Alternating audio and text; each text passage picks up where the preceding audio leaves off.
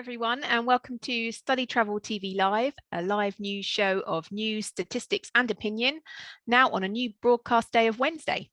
I'm Nicola Hancox, editor of StudyTravel magazine. Hello everyone, I'm Josh Walton, staff journalist at StudyTravel magazine. In today's broadcast, we'll start with a news story, and then we will be joined by our guest this week, Cheryl Delk-Le, Executive Director of EnglishUSA, and Eren Goker, Manager of GKR Educational Counselling in Turkey, former President of Turkish Agency Association UED, and Vice President of Felca. We'll then introduce a few more stories as we go through the show. If you have any questions for the presenters or guest speakers or comments on any of the stories, please post them in the chat box and we'll read them out at the end. A big thank you to our sponsor, Londonist. So let's have a look at our main story this week. And we start in the USA, where the government has made a landmark declaration in support of the international education sector. In a move widely welcomed by the sector, the Departments of State and Education issued a joint statement pledging to welcome international students. The department's committed to work with institutions, local governments, and the business community to diversify recruitment and options for international students and researchers, promote international education as part of the nation's recovery from COVID-19, and encourage more outbound study. The Secretaries of State and Education praised the impact of international students on the economy, research and innovation, job creation and education, and said that it was imperative that the United States continues to lead the world and remain the destination of choice for talented international students, researchers, scholars and educators. And at this point, we'd like to introduce our guests, Cheryl and Eren. Hello and welcome. Hello. Hello. Hello. Hello. Hi, Eren. Hi. So, Cheryl, we'll start with a question for you first. This statement was widely welcomed by international education associations in the USA. Can you tell us why and what this means to the sector? Sure. And thanks, Josh and Nicola and StudyTravel for this opportunity to provide some updates from the US. We were all encouraged by the joint statement, as you can imagine. A key word for me, and I think I can speak for some others too, is the word renew, and renewing that commitment to international education. And EnglishUSA, as the largest association of intensive English and pathway programs in the US, we're optimistic that the role that we play in this path of international students in the US is a vital one, given that English language training is often the starting point. So overall, it was super exciting to see the interaction between government agencies. We're also looking forward to an international education roundtable towards the end of this month from the Department of Commerce, a third government agency, with their global marketing campaign for USA as a study destination. So it's energizing, positive. This re-engagement of multiple agencies is the foundation of a needed national international strategy. Okay, the Democrats promised to peel back Republican policies, but this commitment statement is really just warm words and a holding pattern. So what tangibles would you like to see the Biden administration deliver as a priority for our industry, Cheryl? Mm-hmm. You're exactly correct that there's not a lot of detail in the joint statement of principles, but it is a logical first step.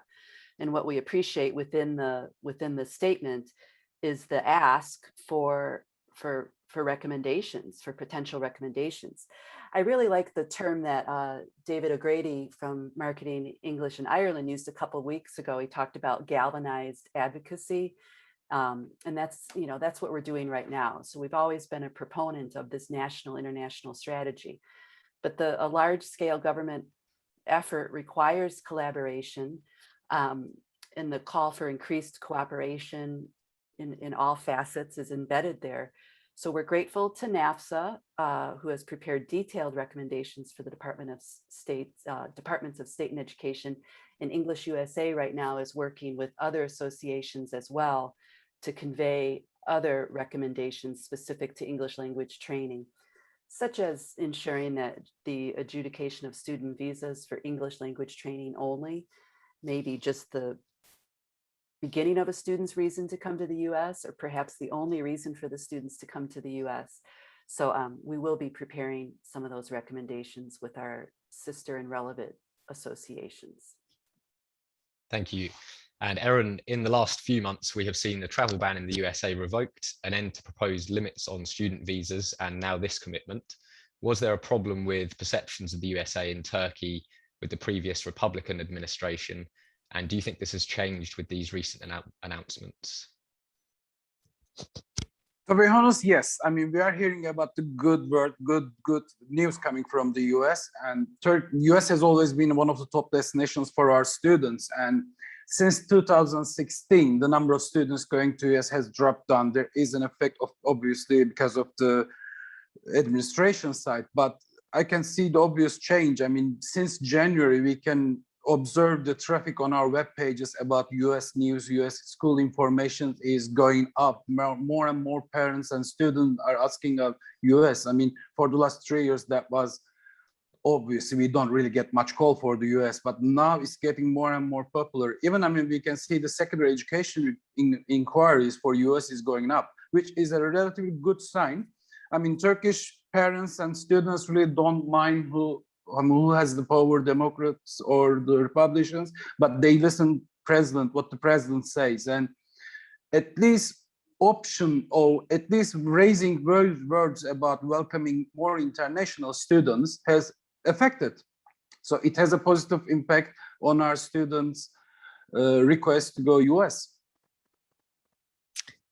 Right, and in StudyTravel magazine's 2016 Turkey agency survey, the USA, I mean, you touched on it already, was the second most popular destination with almost 25% market share.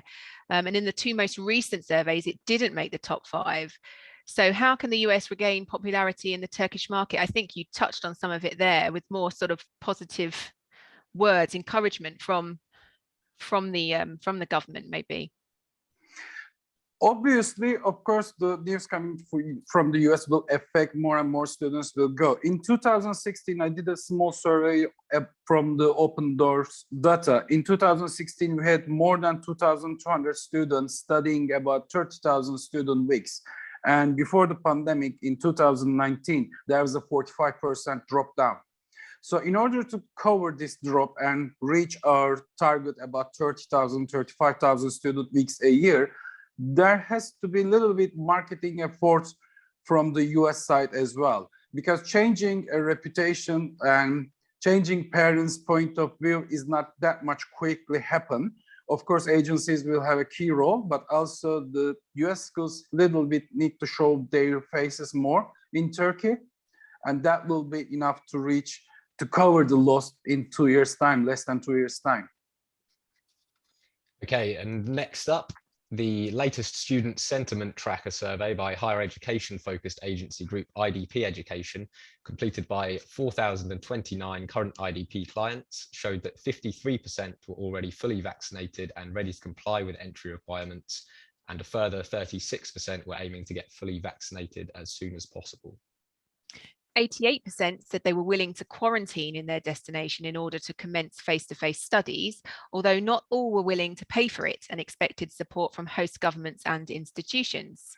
Globally, 79% of those surveyed expected to commence their studies as planned this year. The tracker also shows that student perceptions of Canada, the UK, and the USA, the destinations that are preparing to welcome students in the next academic year, improved, while Australia and New Zealand slipped back. Cheryl, this seems like positive news, although it doesn't necessarily tell us which vaccines students have received, particularly in China and Russia. So what is the situation in the USA in terms of institutions requiring students to be vaccinated and availability of the vaccine to those students? Yes, I attended that IIE IDP webinar last week, which was so informative. But we all learned how quickly the situation can change now with the presence of the Delta variant at different levels in the US. So it's always difficult to answer a question about the United States, given that there are no current, federal mandates. It's each school, each state has been making decisions based also on the CDC guidelines. So there are some institutions that are requiring that students be vaccinated. Some students, that's where it's very important for agents, prospective students and their parents to understand the requirements at each institution. But there is a list that's regularly kept updated, on the Chronicle of Higher Ed. And there are other institutions and programs that require negative tests and or regular testing, but protocols are being put in place for the safety of everyone. Anecdotally, the majority of students, and as shown by the survey as well, have elected to get the vaccine as soon as they arrive if they don't already have it. What causes, I think, confusion and maybe some frustration is that, it depends on whether the student lives on campus. It depends on, the facilities, the housing facilities for the students. But what seems very clear is that programs and institutions are ready to provide students with assistance right away to review what vaccine they may have received and arrange for the students to get vaccinated. So yes, related to housing as well, I know it depends on where the student's going to live. The homestays, residence halls, etc., will also determine whether or not a quarantining period would be necessary. But again, it is essential that you contact the agents, parents, and students contact the program directly. And Cheryl, these numbers would take a big hit if the students are expected to pay for their own quarantine. Is there any likelihood in the USA or in individual states that they'll be charging for the quarantine? It may be likely, but it so depends on each participant or student's housing situation. So quarantining obviously could happen if they're renting their own apartment. Larger institutions or even smaller institutions may for any student on the campus will have quarantining options available for students living on campus to prepare for not even the what ifs, but when they happen, positive cases and such. So the survey, as you mentioned, I think it's 31% only would be willing to pay, or the other way around, but institutions are doing their best to support and serve the students that are coming. And the students have been coming, by the way, since last fall. And Eren, we've had some of some source countries, Japan and India, for example, where students heading overseas for academic study are being treated as a priority group for vaccination. So what is the situation for students in Turkey currently? To be honest, we are in a lucky position about the vaccine. The vaccination age is 16 here. Anyone over 16 can get their vaccine immediately without any delay, and they don't need to pay for it. So there is no priority group. I mean, anyone over 16 can get their vaccine in a week. First vaccine in a week, then the second one in 3 weeks' time. So there is no need for the priority group. And for the young people, I noticed that the vaccination ratio is quite high. Young people would like to get vaccine. They don't really talk about the anti-vaccination vaccination. They don't follow up the anti-vaccination news. They get their vaccine. And for those who are already planning to start their education this fall, majority of them had their 2 vaccines on time. So they are nearly ready to travel. And this survey suggests that determination to push ahead with study abroad plans this year is strengthening, at least at academic level. Would you agree with this? And this is a question for both three. So we'll start with Eren, if that's okay. Oh, yes, definitely. I mean, students, especially on the academic programs like pathway programs, undergraduate, bachelor students, and also secondary school students, they are stick with their plan. They are going to go ahead with their plan. I mean, they know the situation once they apply to destination countries. They know the quarantine regulations, and they're already committed to participate. And I don't think there will be any cancellation on academic level programs. Thank you. And Cheryl? Yes, again, speaking from the English language program sector, the visa applications are up. We are concerned a little bit about the backlog, but students are still interested in coming to the US. The abundance of information, I think, is what sometimes challenging to filter through to determine to help with their plans. But what has always been the case in the U.S. is the quality of student support from that point of application to study English or to study in an academic program through until they're alumni representing, going back to their countries and being proud of the institution or program they attended. Right, let's take another story then. In early August, the UK relaxed entry conditions to allow vaccinated arrivals from amber list European countries and the US to enter without the need for quarantine or a COVID-19 test on day 8. A number of European countries were also added to the green list, including Germany and Austria. The Department for Transport also clarified that under 18s from amber list European countries will be able to enter without the need for quarantine, regardless of vaccination status, a move that has been welcomed by English language providers and independent schools ahead of the new term. Eren, the UK was the top destination for both language and higher education in our most recent Turkey agency survey. Turkey is still on the red list for the UK, and even if it moves to amber, these new rules as they currently stand won't actually apply. So how frustrating is that for Turkish agencies and your students? And are any shifting destination as a consequence? I mean, it is frustrating, definitely. There are two parts of the story. That's one for the language students going for less than 6 months or up to 11 months, and they are shifting their destinations. I mean, they have been waiting since May to go UK, and they postponed their courses. Agencies has done quite a lot of refund for those students. They already paid deposit, and we need to refund them. That is a problem for the agency's side, and the unclear situation if we're going to be on the amber list or we're going to stay in the red list makes people to consider other destinations for language travel destinations for students, for language learners. But for higher education and secondary education, things are not changed. There is still hope that we're going to be moving to amber list by September, early September.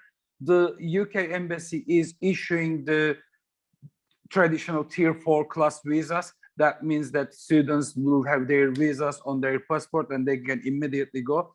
And if still need to get quarantine, hotel quarantine, once they are arrival, they accept it. For secondary and higher education, there's no shifting. Students get their visas, they're ready to travel. But for language school students, the visas are not issued. The embassy is keeping their passports at the embassy. Most of them canceled their courses and they move to other destinations where they can immediately start their education.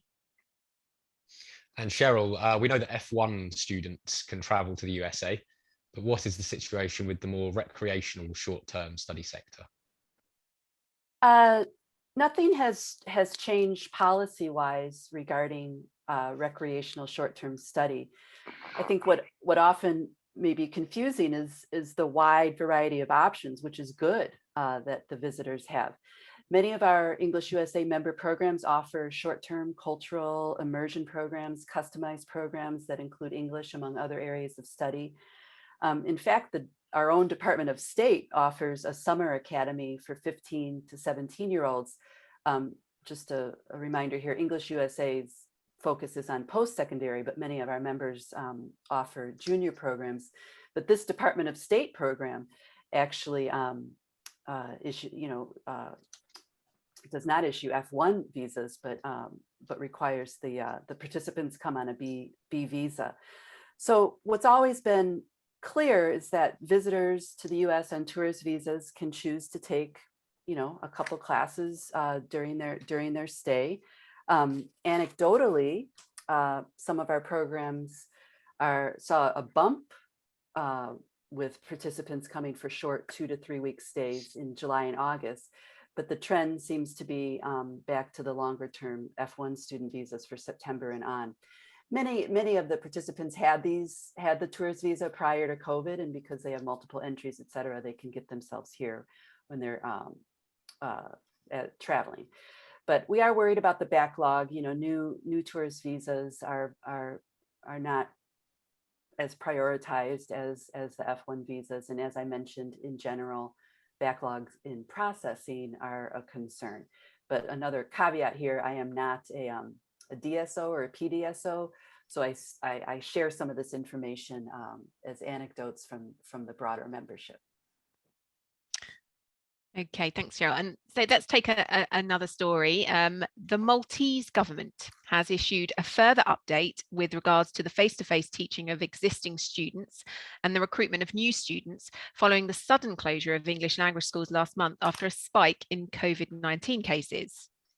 The government has confirmed that schools can reopen to teach fully vaccinated students who are in Malta as of July 26th or booked by July 26th and were in Malta by August 2nd.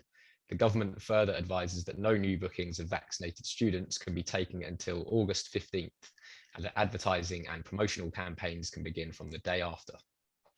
The sudden move to close schools in July was criticised by schools and agents, and some students are reported to have been repatriated to European countries. So, Eren, Malta was one of the destinations that Turkish students could access relatively easily prior to this lockdown in July. So this situation must have affected Turkish agencies. It did. In fact, I mean, I'd like to speak on behalf of not only Turkish agencies, for the European agencies as well, through my role in Felca. It affected European agencies as well. As a non-EU country, we collect students' fees upfront and reserve their visa slots upfront and wait for the visa and get ready. Everyone get ready on the visa. We get their visas, then we wait them to send. Then the sudden change, another frustrating news, but the sudden change has affected our students. We need to change their plan, refund their fees, and there was an unclear situation when the schools will be open. So there was a kind of lot of information flowing from the Maltese government, but nothing really happening. So it affected. Also, it affected for the future enrollments as well. For the students planning to start in September, they don't want to book because they know the situation is unclear and it might change immediately.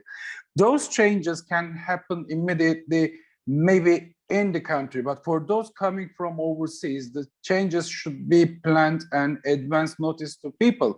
And a lot of European colleagues of mine, they need to refund as well. They need to make refund and they need to pay for the air tickets for the students returning from Malta.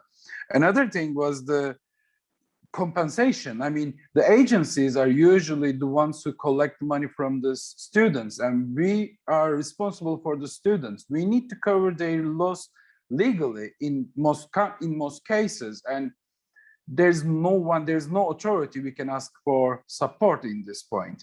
So Maltese government decision was affecting us a lot, and it's not only affecting for the current students, but for the future enrollments as well.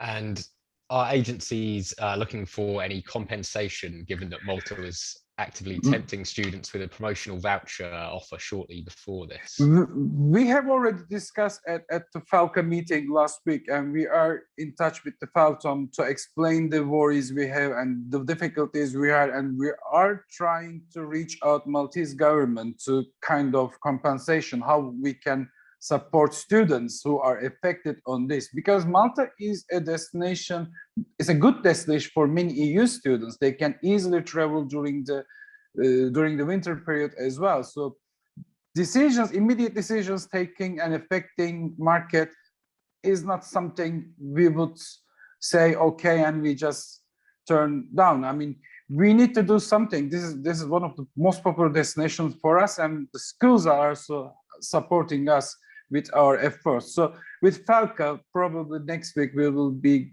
getting in touch with the Maltese government to see what we can do for those students. And there was also another point: the Maltese government were planning to give away vouchers to students for their stay to cover their expenses as a promotion, and this has gone away as far as I know. This has cancelled as well. So we have already informed our students that they will get travel vouchers. They will get vouchers to cover their expenses in Malta, and this is cancelled as well. So we are doing our best from Felca's side to get Malta on board again and make it a popular destination, keep it as a popular destination, and we will need more support from the school sides. And Cheryl, measures on mandatory closing of schools in the US differed by state, but how did English school members manage sudden closures? And are schools currently able to open everywhere in the US? Well, to repeat something that I just kind of glossed over earlier, several of our EnglishUSA member programs have actually been open face-to-face since fall of 2020. So as you mentioned, it does depend on the state, it depends on the city, but closures, closure doesn't necessarily mean closure. If it means, students went online virtually for their courses, that was likely the case, of course. I mean, we've been talking about this for a while now. Did EnglishUSA members experience loss? Yes, there are some of our multi-site members that have suspended operations in some sites across the US as part of their business model, even in non-pandemic times. Market trends around the country are watched. And those programs that are situated on university campuses, we have had some closures of the entire program, or some restructuring where the program or courses, or perhaps short-term customized programs are structured under a different entity. So mandatory closures did not mean that delivery of instruction ended, I guess is what I'm trying to say. Thanks. Okay, thank you. And let's have a look at one more story. In Australia, the Joint Standing Committee on Migration, a cross-party group of MPs and senators, has recommended that the government strengthen Australia's post-study offer for international students as a way of remaining competitive in the battle for talent post-COVID. The committee recommended that the standard post-study work offer for undergraduates be extended to 3 years, and that there should be concessions and a pathway to permanent residency for students who excel academically or study or work in particular skills shortage areas. Eren, do you see post-study work rights as a way that Australia can quickly gain competitiveness when it reopens, especially as the UK has reintroduced work rights policies recently? Definitely. This is one of the tools that Australia can use, and they haven't been using it actively. The post-study work right is a part of international experience and cannot be considered without studying. So students who have already studied there, if they have kept the chance of staying in the country and working a little bit longer than the given period, it will definitely affect their choices of study destination. And students usually don't use post-study work right, by the way. Sometimes they move to immigration through legal ways, and this is also possible for Australia, but increasing the post-study work right will definitely help Australia to move up their numbers, especially from regions like ours. Okay, and Cheryl, I know it's not directly related to ELT necessarily, but the US has the OPT post-study work scheme for international students, which can be extended to 3 years for STEM graduates. So would you like to see this 3-year offer extended to all academic disciplines? I mean, have you got any opinions over that?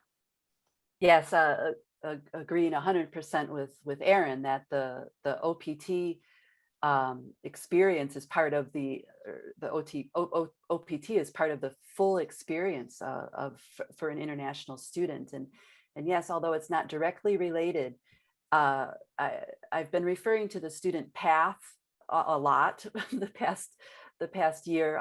And if English language training is just the beginning of that path, there are students that they get younger and younger, but being able to still plan out their future, study English in the US, study undergrad, study master's, study doctorate, in that path can include OPT, which is very attractive. And I think we all appreciated that there was in the joint statement reference at the beginning, there is an acknowledgement that OPT is very important in recruiting students to come to the US.